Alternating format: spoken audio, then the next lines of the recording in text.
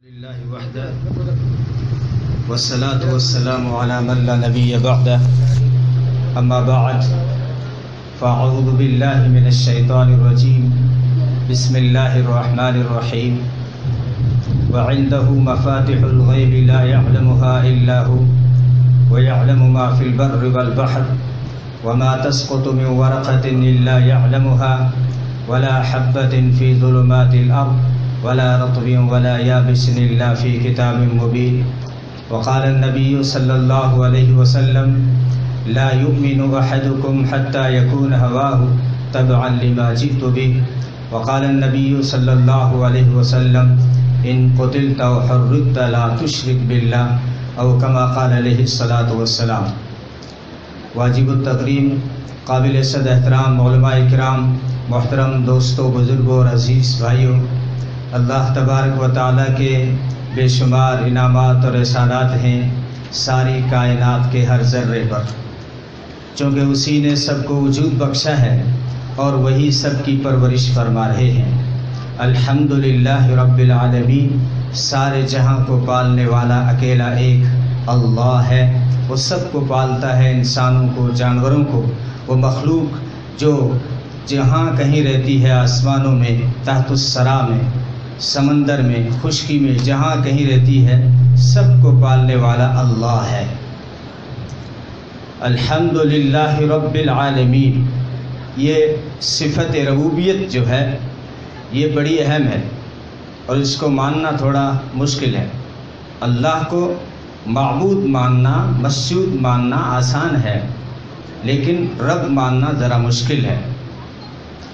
یوں بظاہر آسان ہے. امام شافعی رحمۃ اللہ علیہ فرمایا کرتے تھے، میں نے شہتوت کے درخت کے پتے سے اپنے رب کی ربوبیت کو سمجھ لیا. کسی نے پوچھا، آپ نے اتنی چھوٹی چیز میں اس کی ربوبیت کو کیسے سمجھا؟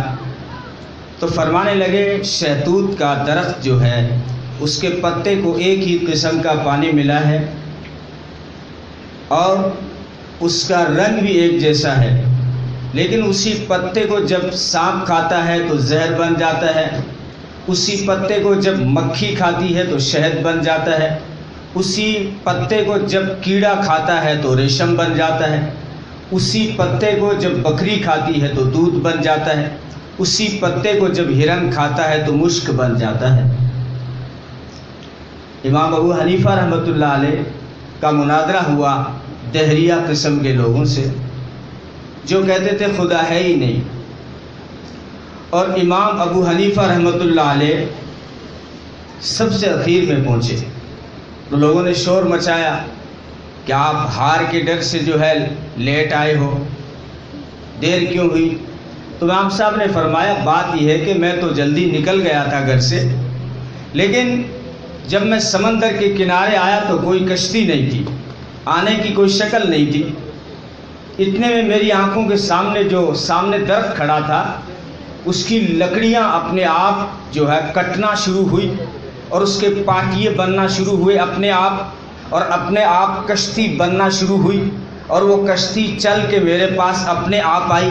میں اس کشتی میں بیٹھا، وہ کشتی بغیر ملاح کے، بغیر کسی چلانے والے کے مجھے دوسرے کنارے تک چھوڑ کے گئی. تو سب نے شور مچایا، یہ کیسے ہو سکتا ہے؟ بغیر چلائے کشتی کیسے چل سکتی ہے؟ تو امام صاحب نے فرمایا، اسی بات کا تو مناظرہ ہے. میں یہی تو کہہ رہا ہوں، جب بغیر چلائے کشتی نہیں چل سکتی تو اتنی بڑی کائنات بغیر چلائے کیسے چل سکتی ہے؟ الحمدللہ رب العالمین کہ سارے جہاں کو پالنے والا اکیلا ایک اللہ ہے. جہاں کہیں مخلوق رہتی ہے، چاہے وہ ہماری آنکھوں سے اوجھل ہو، تحت الثری میں اگر کوئی پتھر میں کیڑے رہتے ہیں ان کو بھی میرا رب پالتا ہے. مفسرین نے ایک واقعہ نقل کیا ہے، وما من دابۃ فی الارض الا علی اللہ رزقها، کہ زمین پر جو بھی رینگنے والا، اڑنے والا، دوڑنے والا جو بھی ہے اس سب کو اللہ پالتا ہے. تو واقعہ یہ ہے کہ حضرت سلیمان علیہ السلام سمندر کے کنارے بیٹھے ہوئے تھے. ایک چھوٹی سی چونٹی بالکل چھوٹا سا جانور ہے، سائنس کا کہنا ہے کہ اس کو 1 سینٹی میٹر آگے دکھائی نہیں دیتا، تو وہ منہ میں دانہ لیے ہوئے سمندر کی طرف جا رہی تھی۔ تو سلیمان علیہ السلام نے سوچا یہ بیچاری ڈوبے گی، آج اس کی خوراک بھی چھینے گی اور یہ خود جو ہے کیچڑ میں پھنس جائے گی۔ اور جب وہ چونٹی سمندر کے کنارے پہنچی ہے تو اس سمندر سے مینڈک نے منہ نکالا، تو وہ چونٹی مینڈک کے منہ میں چلی گئی دانے سمیت۔ سلیمان علیہ السلام کو بڑا تعجب ہوا کہ یہ مینڈک تو بڑا ظالم ہے، میں سوچ رہا تھا یہ پھنسے گی، اس کی خوراک چھینے گی، لیکن اس بیچاری پوری کو جو ہے مینڈک نے لقمہ اجل بنا دیا۔ ابھی اسی سوچ میں تھے کہ تھوڑی دیر کے بعد میں وہی مینڈک سمندر سے سر باہر نکالتا ہے، چونٹی مینڈک کے منہ سے نکل کے خشکی کا راستہ پکڑتی ہے، لیکن اب کی بار اس کے منہ میں وہ دانہ نہیں تھا۔ تو سلیمان علیہ السلام کو بڑا تعجب ہوا، اور وہ ہر ایک سے بات کر لیا کرتے تھے، سب کی سمجھ لیتے تھے، اللہ نے معجزات دیے تھے۔ تو چونٹی کو کہا، ارے چونٹی، مینڈک نے تجھ پہ ظلم کر دیا، تیری خوراک چھین لی اور خوراک چھین کے تجھے تنہا چھوڑ دیا۔ تو چونٹی کہنے لگی، نہیں اللہ کے پیغمبر، مینڈک بھیا میرا وفادار ہے، مینڈک بھیا میرا وفادار ہے۔ وہ کیسے؟ کہ سمندر کی تہ میں ایک پتھر ہے، اس پتھر میں اندھے کیڑے رہتے ہیں، اور اللہ نے میری ڈیوٹی لگائی ہے چونٹی، چاہے تو چھوٹی ہے لیکن سمندر کی تہ میں جو پتھر میں اندھے کیڑے رہ رہے ہیں، روزانہ صبح و شام دانے پہنچانا تیری ڈیوٹی ہے۔ تو میں تو پانی کا جانور ہی نہیں ہوں، میں تو خشکی کا جانور ہوں، لیکن جتنا میرے بس میں ہے اتنا کرتی ہوں۔ انسان کو بھی یہی حکم ہے، جتنا تمہارے بس میں ہے اتنا تو کرو۔ چونٹی کہتی ہے، میں دانہ لے کر جب کنارے پہنچتی ہوں تو مینڈک بھیا مجھے لینے آتا ہے اور مجھے اپنے منہ میں بٹھاتا ہے، اور پھر سمندر کی تہ میں چلا جاتا ہے، اس پتھر کے پاس میں جا کے اپنا منہ کھولتا ہے۔ میں جو مینڈک کے منہ سے نکل کر اس پتھر کے منہ میں چلے جاتی ہوں، اور وہاں جو اندھے کیڑے رہ رہے ہیں وہاں وہ دانے دے کر واپس مینڈک کے منہ میں آ جاتی ہوں، اور مینڈک بھیا مجھے کنارے چھوڑ دیتا ہے۔ میرا وفادار بھیا ہے۔ الحمدللہ رب العالمین، سارے جہاں کو پالنے والا اکیلا ایک اللہ ہے۔ تو سب کو جب روزی دینے والا وہ ہے، سارے انعامات جب اس کے ہیں، سارے احسانات جب اس کے ہیں، تو پھر یہ انصاف کا تقاضا ہے، انسان تیری جبین بھی اس کے سوا کسی اور کے سامنے نہیں جھکنی چاہیے۔ اے انسان، ہم نے تیرا سر سیدھا اور اونچا بنایا ہے، باقی جانوروں کی طرح جھکا ہوا نہیں بنایا۔ اونچا اس لیے رکھا کہ یہ صرف اوپر والے کے آگے جھکے گا، یہ اسی کے آگے سجدہ ریز ہوگا، باقی یہ در در پہ جھکنے کے لیے اللہ نے سر نہیں بنایا ہے۔ یہ شرک جو ہے نا، یہ خطرناک کینسر ہے۔ ہر پیغمبر نے آ کر اس کی سب سے پہلے دعوت دی۔ یہ مسئلہ کتنا بڑا اہم ہے کہ 1.25 لاکھ یا 12 لاکھ انبیاء کرام جو آئے، سب نے یہی کہا، لا الہ الا اللہ، اللہ کے سوا کوئی معبود نہیں، اللہ کے سوا کوئی مسجود نہیں، اللہ کے سوا کوئی حاجت روا نہیں، اللہ کے سوا کوئی مشکل کشا نہیں، اللہ کے سوا کوئی داتا نہیں۔ داتا یہ فارسی لفظ ہے، داتا کے معنی دینے والا۔ دینے والا کون ہے؟ اللہ ہے۔ محمد عربی صلی اللہ علیہ وسلم نے فرمایا، انا قاسم واللہ یعطی، میں تو تقسیم کرنے والا ہوں، داتا تو اللہ ہے، دینے والا تو اللہ ہے۔ لوگ علی حجویری سے جا کے مانگتے ہیں، بیٹا دے دے۔ اللہ کی قدرت دیکھیے، بہت بڑے اللہ والے تھے لیکن اللہ نے ان کو اولاد نہیں دی۔ یہ اللہ کی حکمتیں، اللہ کی مصلحتیں ہوتی ہیں۔ مولانا تھانوی رحمۃ اللہ نے دنیا کو نسخے بتائے کہ حمل ٹھہرنے کا یہ نسخہ ہے، اور جو ہے بچے کی حفاظت کا یہ نسخہ ہے۔ بیشتی زیور میں باپ باندھے، طب نبوی لکھی، اللہ نے مولانا تھانوی کو اولاد نہیں دی۔ اللہ کی مرضی، بیٹا بیٹی دینا اللہ کے ہاتھ میں ہے، جس کو چاہے دونوں دے دیتا ہے، جس سے چاہے دونوں نہیں دیتا، کسی کو صرف بیٹیاں دیتا ہے اور کسی کو صرف بیٹے دیتا ہے، یہ اللہ کی مرضی ہے۔ تو اللہ نے ان ہستیوں کو نہیں دیا کہ مرضی میری ہے۔ لوگوں نے علی کو مشکل کشا کہا کہ علی مشکل کشا ہے، گانے آگے اس پر گانے ہیں۔ ہاں، بعض گانوں میں کفر اور شرک بھرا ہوا ہے۔ مسلمان کو تو ایسے ہی گانوں سے بچنا ہے، لیکن یا علی مددواری کیا ہے وہ، اس میں جو ہے علی سے مدد مانگی جا رہی ہے۔ لوگوں نے علی کو مشکل کشا کہا، میں نے دیکھا علی خود مشکل میں پھنس گئے۔ وہ دیکھو روتے ہوئے آ رہے ہیں، نبی پاک صلی اللہ علیہ وسلم کے دربار میں پہنچے۔ اللہ کے رسول صلی اللہ علیہ وسلم نے پوچھا میرے علی کیوں رو رہے ہو؟ کہ آپ کے چچا حمزہ نے میرے 2 ہی اونٹ تھے ذبح کر ڈالے، بغیر پوچھے 2 ہی اونٹ تھے میرے پاس، آپ کے چچا حمزہ نے ذبح کر دیے۔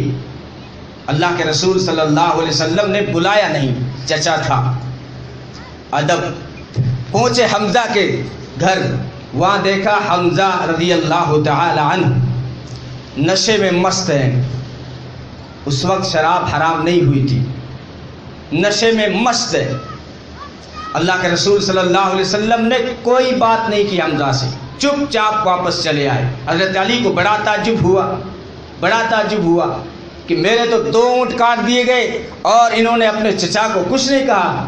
پوچھا علی نے اللہ کا رسول آپ نے حمزہ کو کچھ نہیں کہا؟ نبی پاک صلی اللہ علیہ وسلم نے فرمایا وہ نشے میں تھے، اگر میری بات کا انکار کر دیتے تو کافر ہو جاتے، اس لیے میں نے بات نہیں کی۔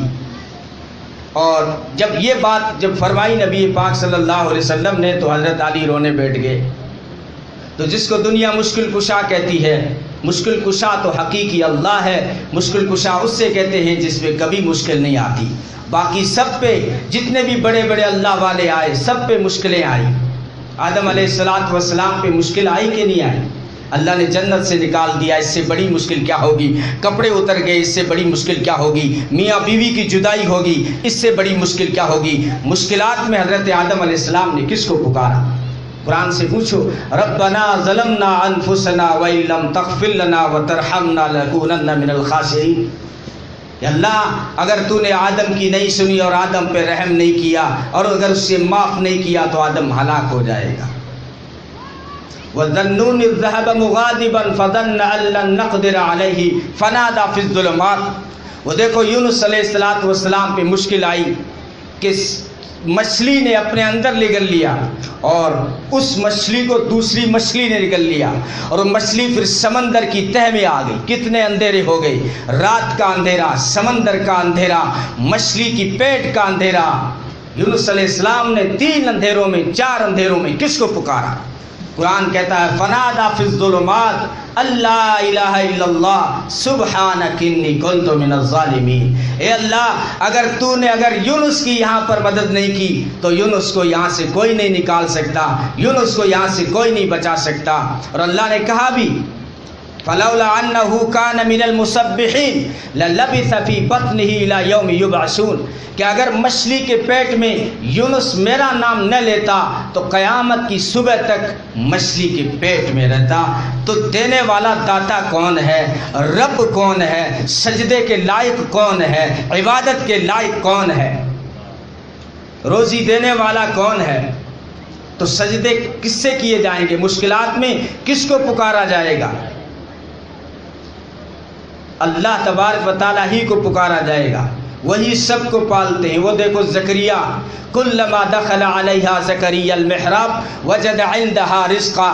جب زکریا علیہ السلام جو ہے محراب کے قریب حجرے میں مریم کے روم میں پہنچے ہیں اور دروازے کی سوراخوں سے دیکھا تو دیکھا مریم تازہ پھل کھا رہی ہے، حالانکہ تالا لگا کے گئے تھے، لیکن جب واپس آ کے دیکھا مریم بالکل تازہ پھل کھا رہی ہے تو پوچھا قال یا مریم انا لکی ھذا، مریم یہ کہاں سے آ گیا؟ میں تو تالے لگا کے جاتا ہوں، دروازے بند کر کے جاتا ہوں، یہ تجھے کون بھیجتا ہے؟ تجھے کون پھل فروٹ پہنچاتا ہے؟